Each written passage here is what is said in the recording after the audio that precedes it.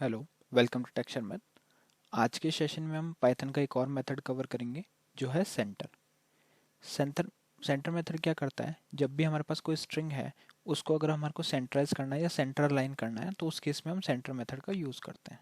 ठीक है, यहाँ पे मैंने कुछ सिनेरियोज बनाए हुए हैं, हम वन बाय वन एक एक सिनेरियो को देखेंगे और उसका आउटपुट समझेंगे। तो पहले सिनेरियो में हमने क्या किया, एक वेरिएबल बनाया, उसमें स्ट्रिंग स्टोर करी हेलो।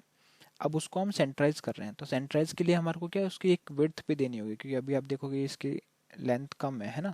अगर उसमें स्पेसेस होते तो हम उसको सेंटराइज कर पाते, बट अभी कोई स्पेसेस नहीं है, तो इसलिए हम यहाँ पे 10 पास कर रहे हैं। तो ये क्या करेगा, 10 लेंथ कर देगा इसका और फिर उसको सेंटराइज करेगा। ठीक है, जो भी एक्स्ट्रा स्पेस की नीड होगी वो ये एक्स्ट्रा लेंथ में से कवर करेगा और उसका आउटपुट प्रिंट कर देगा। तो प्रिंट करने के लिए हम प्रिंट मेथड का यूज़ कर रहे हैं, जो भी कन्वर्टेड वैल्यू आएगी उसको प्रिंट कर रहे हैं। तो अगर इसका आपको आउटपुट चेक करना है तो यहाँ पे प्रेस करेंगे control shift tilde terminal open करने के लिए। और फिर जैसे ही हमारा टर्मिनल ओपन हो जाएगा तो फिर हम कमांड रन करेंगे पाइथन स्पेस, तो इस तरह से लिखना पाइथन स्पेस प्रोग्राम का नेम 29.py और फिर एंटर हिट कर देंगे। ठीक है, तो ये कुछ आउटपुट को प्रिंट करेगा। तो पहला आउटपुट क्या है, हमारे पास कुछ एक्स्ट्रा स्पेसेस हैं, फिर हेलो है और फिर से कुछ स्पेसेस हैं। ठीक है, तो ये हो गया सेंट्राइज्ड। अब हम देखते हैं सेकेंड सिनेरियो।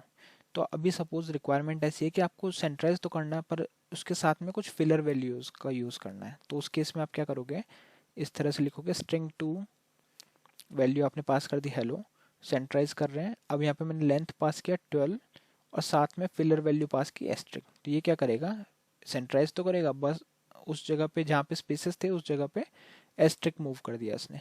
ठीक है, तो ब्लैंक नहीं दिखेगा, वो एस्ट्रिक के साथ में दिखेगा कि हाँ यहाँ पे कुछ वैल्यू थी जो सेंट्राइज हुई है और उसकी जो एक्चुअल लेंथ हमने पास करी थी उसके अकॉर्डिंग वो सेंट्राइज करता है। थर्ड सिनेरियो में हम क्या कर रहे हैं, हम न्यूमेरिक वैल्यूज को यूज़ कर रहे हैं। तो ये इफेक्ट नहीं करता कि आप कैरेक्टर मूव कर रहे हो या न्यूमेरिक, आप दोनों केसेस के लिए सेंट्राइज कर सकते हो, सेंटर अलाइन कर सकते हो। तो इसका आउटपुट भी यही आ रहा है। यहाँ पे हमने कोई फिलर नहीं यूज़ किया था इसलिए बाई डिफॉल्ट ब्लैक लेता है।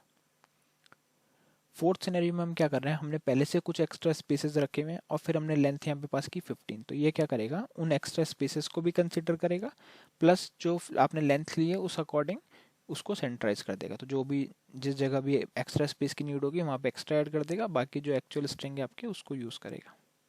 ठीक है, फिर है फिफ्थ सिनेरियो। फिफ्थ सिनेरियो में हमने वही वर्ल्ड नाम से एक डेटा स्टोर किया हुआ है, तो उसको ये सेंटराइज कर देगा 10 लेंथ के अकॉर्डिंग। तो यहाँ पे वर्ल्ड सेंटराइज हुआ 10 के साथ। इस जगह पे कोई एक्स्ट्रा स्पेस नहीं था इसलिए इसने नॉर्मल इसको कर दिया साइन।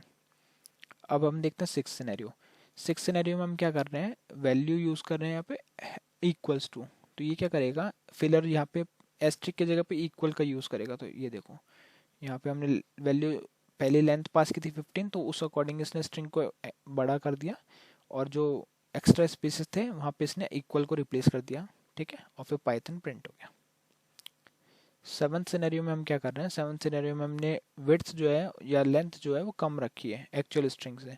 तो उस केस में क्या करेगा, ये कुछ भी कन्वर्जन नहीं करेगा, सेंट्राइज नहीं कर पाएगा क्योंकि हमने इसकी लेंथ ही इतनी प्रोवाइड करी है।